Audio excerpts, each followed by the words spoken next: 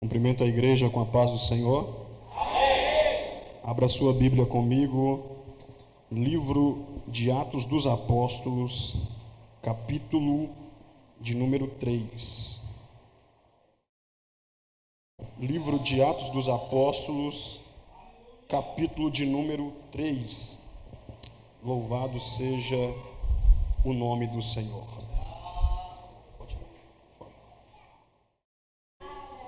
Enquanto os irmãos procuram, eu queria agradecer a Deus por essa oportunidade de estar aqui servindo esta igreja com a palavra do Senhor. Nós congregamos também em uma Assembleia de Deus, ali no Ministério Belo Horizonte, que fica aqui em Guarani. Eu queria agradecer também a Deus pela vida do pastor Hudson, por nos confiar esta oportunidade. Nossa irmã Dalila, por nos fazer esse convite. Que Deus abençoe vocês, as suas famílias e toda esta igreja que estar aqui. Livro de Atos dos Apóstolos, capítulo de número 3, versículo de número 1, está escrito assim: Pedro e João estavam se dirigindo ao templo para a oração das 3 horas da tarde. Estava sendo levado um homem coxo de nascença, que diariamente era colocado à porta do templo chamada Formosa, para pedir esmola aos que entravam. Quando ele viu Pedro e João, que iam entrar no templo, pediu que lhe dessem uma esmola. Pedro, fitando juntamente com João, disse: olhe para nós. Ele os olhava atentamente, esperando receber alguma coisa. Porém Pedro lhe disse: não possuo nem prata, nem ouro, mas o que eu tenho, isso eu lhe dou. Em nome de Jesus Cristo, o Nazareno, levante-se e ande. Senhor, nós oramos uma vez mais pela Tua palavra, Senhor, que nos foi permitida nesta noite. Pai, não permita que nenhuma palavra saia da minha boca, de mim mesmo, Senhor. Mas eu lhe peço que tudo que sair de mim, dos meus lábios, venha ser confirmado pelo Teu Espírito Santo. Prepare o nosso coração, ó Pai, como terra fértil, para receber a Tua doce palavra, e que esta palavra venha produzir em nós o verdadeiro avivamento. Espírito Santo, enquanto eu estiver ministrando, fique à vontade em nosso meio para curar, para libertar, para salvar, para distribuir dons espirituais. Fique à vontade em nosso meio, Senhor. Essa é a nossa oração, em nome de Jesus. Pode tomar o seu assento. Irmãos, quando nós lemos o texto que tomamos por base nesta noite, para entrarmos no corpo semonário, nós estamos diante de um texto um tanto conhecido. Todos nós conhecemos esta passagem que nós tomamos por base nessa noite. Mas antes de aplicar aquilo que o Espírito Santo colocou em nossos corações, eu queria, como guisa de introdução, em caráter introdutório, fazer algumas considerações com a igreja. Porque quando nós olhamos para os evangelhos de Marcos, Mateus e Lucas e João, nós vamos ver nesses evangelhos que eu acabei de citar a perspectiva de narrar a vida, o nascimento de Jesus, o seu ministério, a sua crucificação, a sua morte e a sua ressurreição. Mas já no livro de Atos dos Apóstolos, que nós tomamos como base, nós vamos ver o mesmo Lucas, que escreveu o Evangelho segundo Lucas, narrando para nós todos o início, de forma bem seletiva, o início ou o pontapé inicial da igreja primitiva. E Lucas tem muito cuidado em narrar os 30 primeiros anos da igreja na terra. O evangelista Lucas nós sabemos que era um homem muito talentoso e de modo muito seletivo, muito cuidadoso, ele narra os 30 primeiros anos da igreja primitiva. O livro de Atos dos Apóstolos foi escrito cerca de 63 anos depois de Cristo, e nós analisamos que o tema principal do livro de Atos dos Apóstolos é a propagação do Evangelho pelo poder do Espírito Santo. Vou repetir: o tema principal do livro de Atos dos Apóstolos é a propagação, é a divulgação do Evangelho de Cristo através do poder do Espírito Santo. Logo nós notamos que Lucas, ele era um teólogo, ele era um historiador, e por que não dizer até mesmo um arqueólogo muito talentoso, porque no livro de Atos dos Apóstolos, Lucas nos traz várias riquezas como notícias. Nós vamos ver no livro de Atos dos Apóstolos, Lucas citando para nós aproximadamente 32 países. Lucas vai trazer para nós notório cerca de nome de 54 cidades aproximadamente. E durante o livro de Atos dos Apóstolos, nos seus capítulos, nós vamos conhecer 95 pessoas diferentes.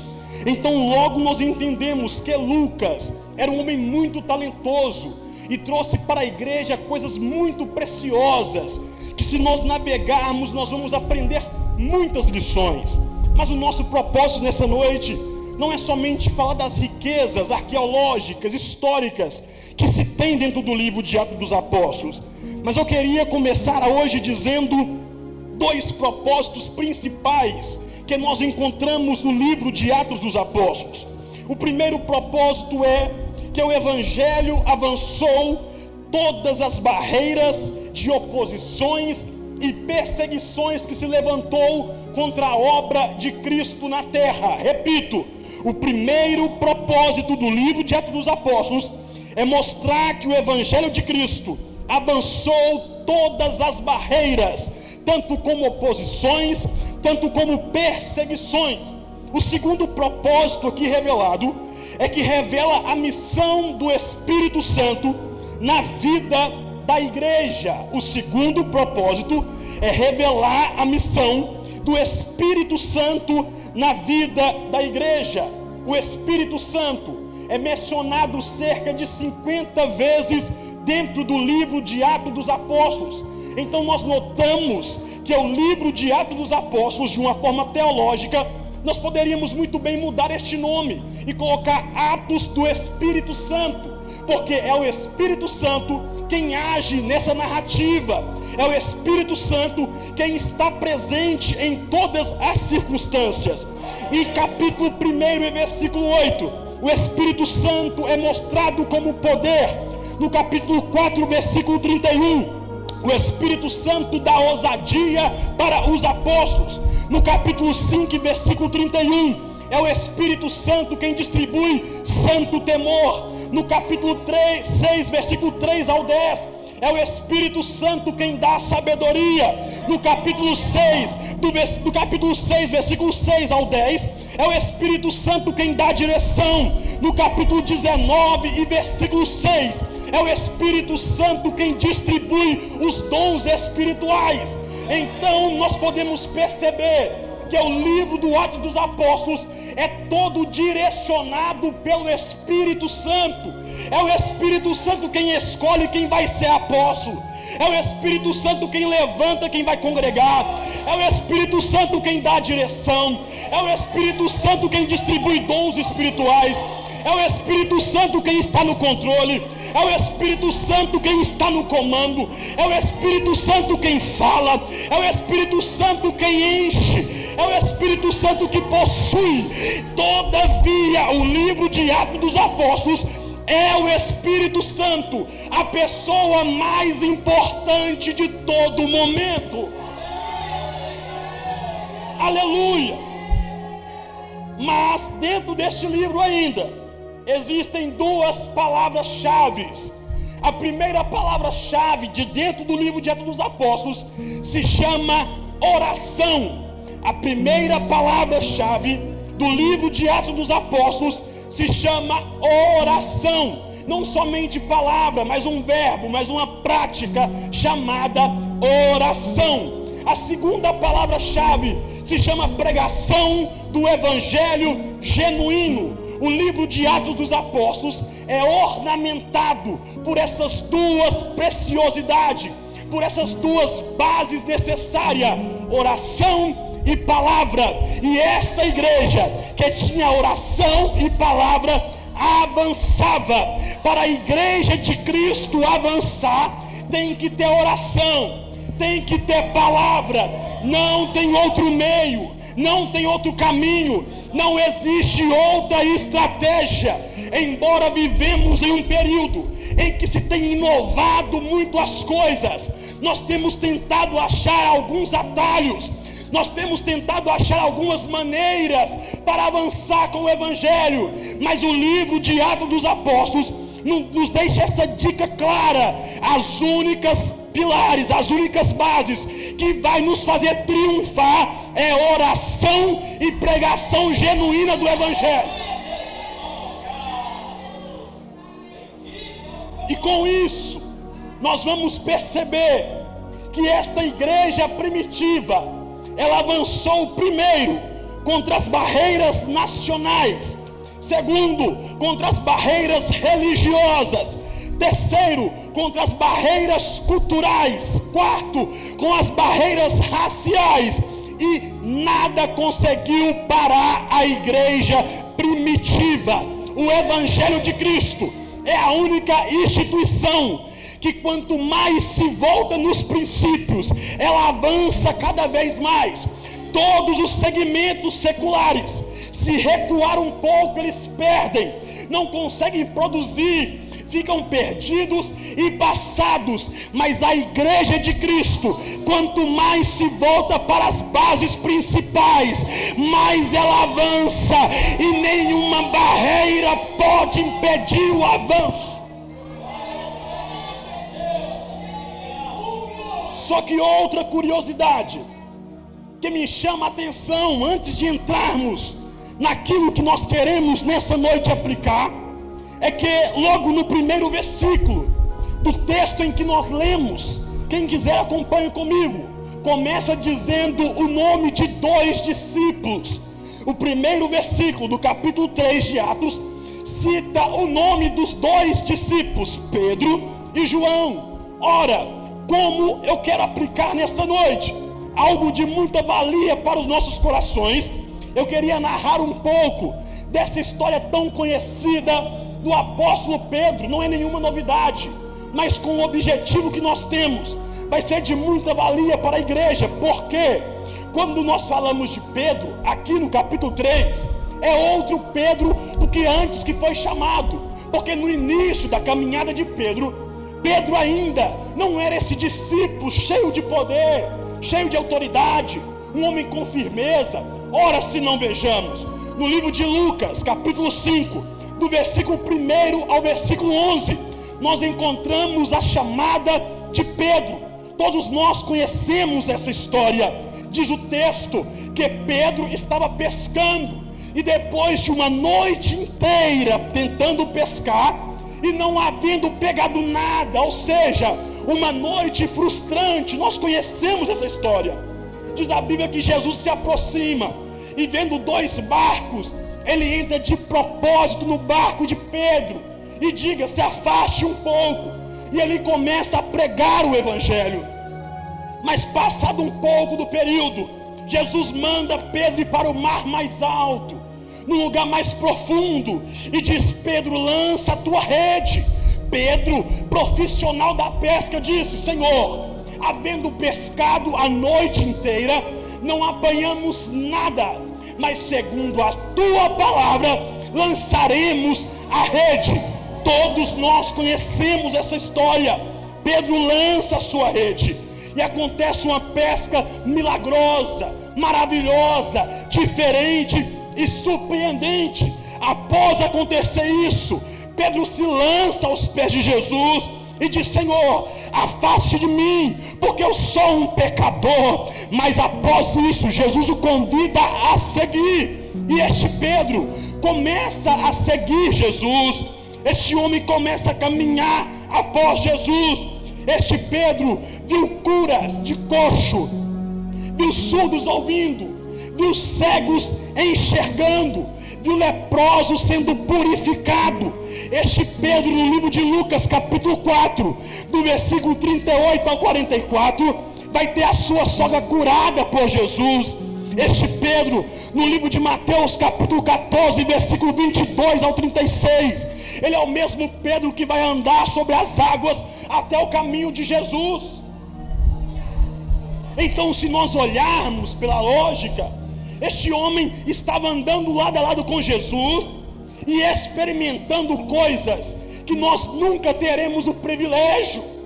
Este homem tinha motivos de sobra para nunca se desviar por nenhum motivo. Este homem viu, ele foi testemunha ocular do que Jesus fazia. Este homem experimentou milagres na sua casa. Mas este mesmo Pedro que eu vos falo era um homem impulsivo, era um homem sanguíneo, era um homem que gostava de tomar a frente das palavras. Ora, este mesmo homem, um dia Jesus indagou os que andavam com ele, no livro de Mateus capítulo 16, versículo 13, e disse: o que os homens dizem ser o Filho do Homem? Alguns dizem, Senhor, que tu és o Elias, ou Jeremias, ou um profeta. E Jesus mudou a direção da sua pergunta e disse: vocês, o que o Filho do Homem é para vocês que andam comigo? Assim estou parafraseando. E houve um silêncio naquele momento, eu quero crer. Mas Pedro, impossível, responde: tu és o Cristo, o Filho do Deus vivo. E Jesus disse: Pedro, não foi a carne e nem o sangue que te revelou isso, mas o meu Pai que está nos céus. Pedro toma a frente da palavra e dá uma resposta um tanto quanto excelente. Mas este mesmo Pedro, no livro de João capítulo 6, versículo 60 ao 69, Jesus, ele dá uma palavra dura para os discípulos como um geral. Ele diz para aqueles homens coisas duras, difíceis de ouvir, e muitos pararam de seguir Jesus e saíram. E Jesus perguntou: não querem vós também ir com eles? E Pedro mais uma vez assume a palavra e diz: para quem iremos nós, se só tu tem palavras de vida eterna? Perceba que este Pedro, por duas vezes toma a palavra, mas diz coisas qualificativas, diz coisas maravilhosas, que nós concordamos plenamente. Mas certa vez, Jesus, no livro de Lucas capítulo 22, ele vai dizer que está chegando a sua hora, está chegando o seu momento principal de ser preso e ser entregue por nós. Este mesmo Pedro, que caminhou com Jesus, que disse que ele era o Cristo, o Filho do Deus vivo, que disse que não iria para ninguém porque só ele tinha a palavra de vida eterna, é o mesmo que diz: Senhor, estou pronto a morrer por ti, ser preso por ti. E Jesus disse: Pedro, antes que o galo cante, por 3 vezes me negarás hoje. Nós ficamos perplexos porque existe um declínio na vida de Pedro pela sua impulsividade. E Pedro agora, depois de fazer algumas assertivas, ele falha. Porque quando ele diz para o Senhor que estaria pronto a brigar para Jesus não ser preso, ele estava impedindo um propósito acontecer. E este propósito não poderia ser impedido, porque através desse propósito eu e você estamos aqui. Porque através daquele propósito nós fomos alcançados por Jesus. E Pedro queria impedir esse momento, e Jesus o repreende. O mesmo Pedro que foi elogiado foi repreendido. E como Jesus disse, no mesmo dia, antes que o galo cantasse por 3 vezes, Pedro negou Jesus. Pedro, o homem que agora reconhece o senhorio de Jesus, é o mesmo que o nega por 3 vezes. Se dependesse de mim e de você, nós nunca mais acreditaríamos em Pedro. Se dependesse de mim, pastor Hudson, nunca mais eu confiaria em Pedro, por ter me negado 3 vezes. Aleluia. Mas é este mesmo Pedro que Jesus depois aparece para ele e diz: Pedro, tu me amas? Sim, Senhor, eu te amo. Cuida das minhas ovelhas. Pedro, tu me amas? Sim, Senhor, apacenta os meus cordeirinhos. Pedro, tu me amas? Senhor, tu sabe de tudo e sabe que eu o amo. Cuida das minhas ovelhas. Do capítulo 1 ao versículo capítulo 12 de Atos, Pedro é o grande destaque como ferramenta nas mãos de Deus. E este mesmo Pedro, que tinha um caráter fragilizado, um caráter impulsivo, que tinha declínios e acertos, é o mesmo Pedro que no capítulo 2 de Atos dos Apóstolos estava reunido com mais cerca de 120 pessoas, e quando aconteceu o cumprimento da palavra, ele foi cheio do Espírito Santo, e Pedro nunca mais foi o mesmo Pedro. Pedro foi cheio do Espírito Santo. O homem que é cheio do Espírito Santo, nunca mais ele é o mesmo. O homem que experimenta a graça do Espírito Santo, ele nunca mais é o mesmo. E é por isso que o Evangelho é cheio de ex-ladrão, cachaceiro, drogado e mentiroso. Porque o que o mundo não consegue resolver, o Espírito Santo entra, transforma, modifica, restaura.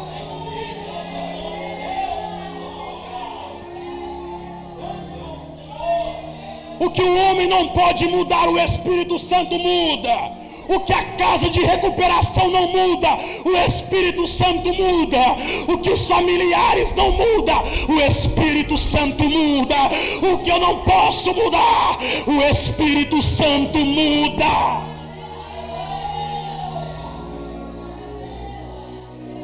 Este Pedro foi cheio do Espírito Santo. Este Pedro recebeu virtude dos céus. E após receber virtude dos céus, Pedro assume uma liderança, assume uma postura. Porque ser cheio do Espírito Santo não é para elitizar a mim mesmo. Ser cheio do Espírito Santo não é para propagar o meu nome. Ser cheio do Espírito Santo não é para mim apenas usufruir. Ser cheio do Espírito Santo é o que está escrito no livro de Isaías, capítulo 61, versículo 1. Porque o Espírito do Senhor é sobre mim e me ungiu para pregar aos cativos, libertar os oprimidos, anunciar o ano aceitável do Senhor. E o ano aceitável de Jesus Ele veio, morreu por mim, por você, pagou um alto preço na cruz e nos fez livre para adorar o teu santo nome nesta noite.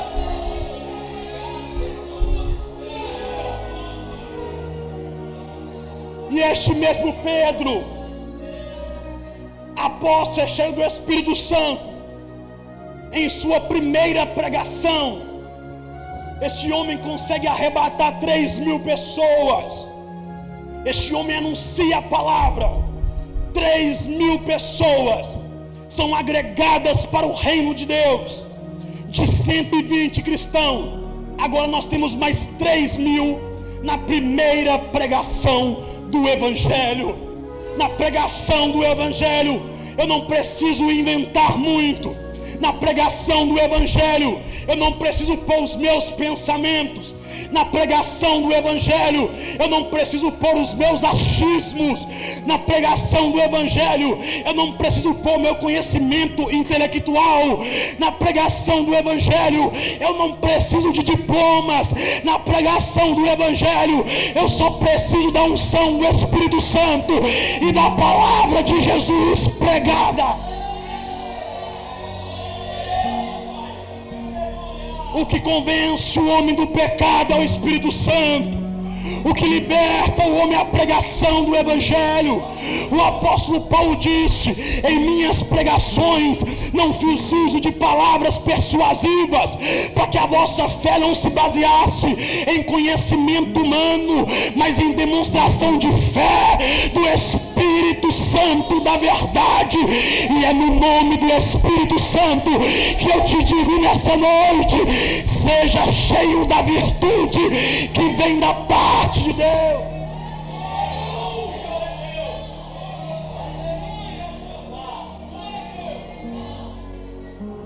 E depois de fazer essa introdução, eu quero pensar com os irmãos em algo muito interessante. Este Pedro que nós ouvimos tanto aqui nesta noite, este é o homem que está aqui no versículo 1 que nós lemos. E o texto vai dizer que após receber o Espírito Santo, este homem não abandona a oração. Pastor Hudson, este homem recebe o Espírito Santo, este homem está cheio de Deus, mas não abandonou a prática da oração. Nós vivemos em um cenário aonde o que nós mais vemos é pessoas dizendo assim: me ajude a orar, pois meus filhos estão nas drogas. Me ajude a orar a partir de hoje, porque minha casa não vai bem. Me ajude a orar hoje, por causa daquilo e daquilo. Oração não é para momentos de emergência. Oração é uma vida de prática contínua, devocional. Eu vou repetir: eu não devo orar só quando as coisas acontecem. Eu não devo orar só quando o mal bate na minha porta. Um cristão tem que ter uma vida de oração contínua. Jesus, antes de escolher os seus 12 discípulos, passou uma noite inteira orando. Jesus, Filho de Deus, uma noite inteira orando para tomar uma decisão. O que faz com que eu e você acredite que nós não precisamos orar? Oração tem que ter uma vida de constância. Não existe evangelho sem oração. Oração significa dependência de Deus. Quando eu oro, eu mostro que eu dependo de Deus. Quando eu oro, eu digo: eu não conheço nada, eu não tenho nada, não tenho poder para nada, Senhor, eu dependo de Ti. Oração não me faz o melhor pregador. Orar não me faz o melhor orador. Oração mostra que eu sou dependente de intimidade com Deus. Precisamos voltar urgente para os caminhos da oração. Com todo respeito, mas eu já vi, pastor, pessoas brigando para pregar. Eu já vi pessoas brigando para cantar. Eu já vi pessoas brigando para tocar algum instrumento. Mas eu nunca vi ninguém brigando e dizendo: pastor, me dá a chave da igreja que eu vou ser o primeiro a chegar para orar. Nunca vi. Eu nunca vi. Aleluia. Aleluia. Precisamos hoje voltar para os caminhos da oração. E que comece de mim nesta noite, em nome de Jesus. O verdadeiro avivamento vem quando eu mostro que eu preciso de Deus na minha vida. O verdadeiro avivamento vem quando eu tenho sede pelo avivamento. E a melhor maneira de mostrar isso para Deus é quando eu tenho uma vida de oração, de dependência. Eu estou dizendo: Senhor, eu estou em tuas mãos, me direcione, me guie. E estes dois discípulos estavam se dirigindo ao templo para a hora da oração. Todo judeu que se prezava orava no mínimo 3 vezes ao dia. Logo nós lembramos de Daniel, todo judeu. E estes dois discípulos, a caminho do templo para orar, eles encontram com um homem na porta do templo chamada Formosa. E cabe aqui ressaltar que esta porta chamada Formosa, ela era atraente, ela era feita de bronze, que vinha diretamente de Corinto. Era uma porta bela, cerca de 22 a 25 metros de altura, 18 a 20 metros de largura. E ela chamava a atenção das pessoas pela sua beleza, e por isso recebia a nomenclatura de porta chamada Formosa. E ali havia um homem que era colocado todos os dias para pedir esmolas. No capítulo 4, nós vamos receber uma faixa etária de 40 anos, que ele estava no mesmo lugar, recebendo esmolas diariamente. Aquele homem dependia de pessoas que se compadeciam da sua situação e lhe dava o que lhe daria direito de sobreviver.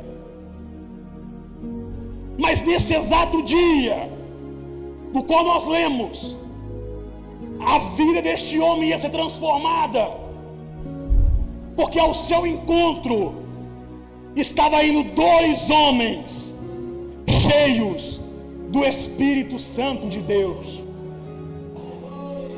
Então, primeiro, nós temos um homem que há 40 anos vivia da mesma forma, mendigando, dependendo das pessoas. Tudo que alguém podia fazer para ele era dar uma ajuda que não iria mudar a sua vida. Mas Pedro e João encontram este homem, e como de costume nós lemos aqui, este homem esperou receber algo deles e pediu uma esmola, pediu pouco, pediu um gesto de amor. E Pedro e João disse: olha para nós. E Pedro mais uma vez tomou a frente e disse: nós não temos nem ouro e não temos nem prata, mas o que nós temos, isso nós vamos te dar. Em nome de Jesus, o Nazareno, levanta-te e anda. E aqui eu chego aonde o Senhor colocou a mensagem em meu coração. Aqui o Senhor inspirou o meu coração para falar para esta igreja. Nós estamos vivendo um cenário aonde me causa vergonha, e creio que todos perceberam isso. Nós temos vivido dias na igreja como geral, não aponto aqui porque eu não conheço, aonde a dependência teve inversão de valores. Estes homens nos mostram que eles dependiam do nome de Jesus, mas nós temos vivido dias em que nós temos colocado a nossa dependência em outras coisas.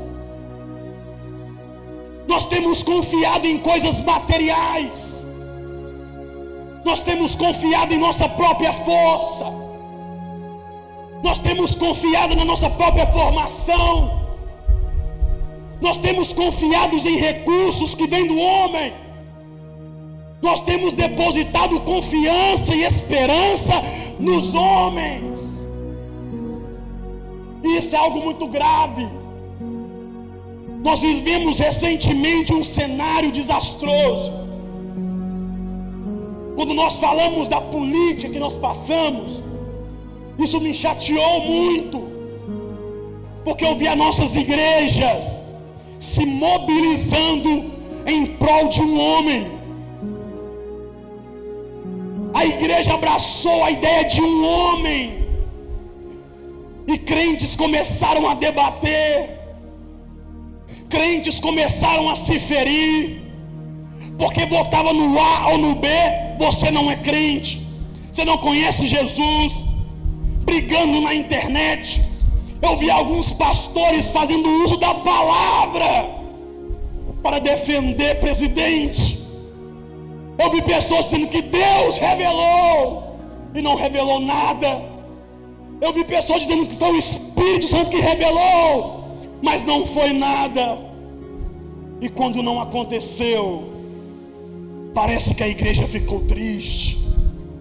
Nós perdemos. Agora estamos abandonados. Mas eu vim aqui nesta noite para dizer uma palavra para esta igreja.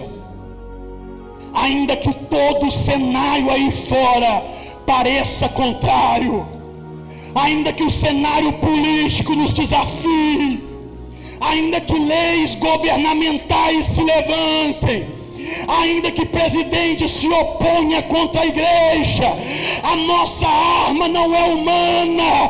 Nós vamos lutar pelo poder que há no nome de Jesus. A nossa esperança não é no homem, a nossa esperança não é terrena, a nossa esperança é Jesus. A esperança da igreja é Jesus o Nazareno.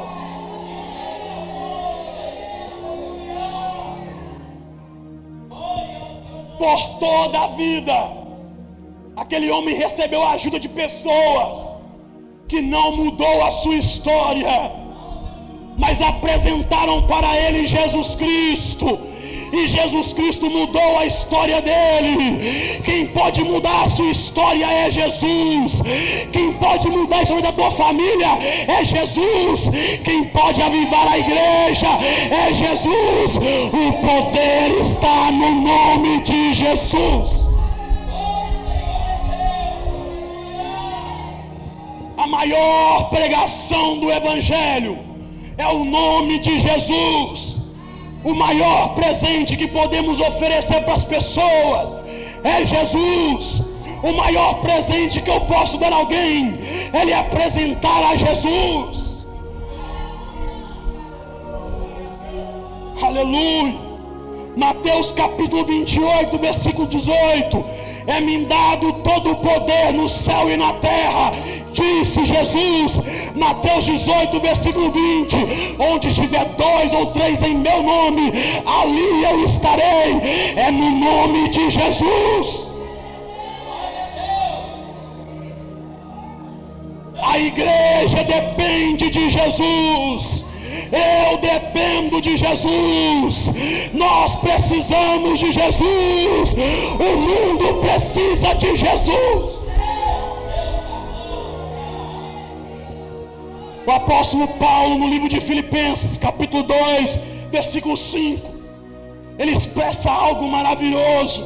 E eu quero encerrar esta mensagem assim, porque o apóstolo Paulo vai dizer assim: de sorte que haja em vós o mesmo sentimento que houve também em Cristo Jesus, que mesmo sendo Deus, não teve usurpação ser igual a Deus, antes esvaziou de si mesmo, tomando a forma de figura humana, foi humilhado até a morte, e morte de cruz.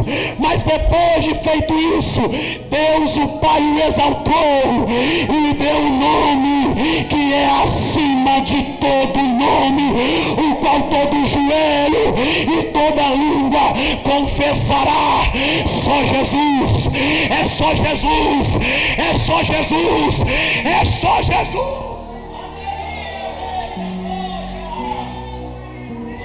Eu te convido, fique de pé nesta noite.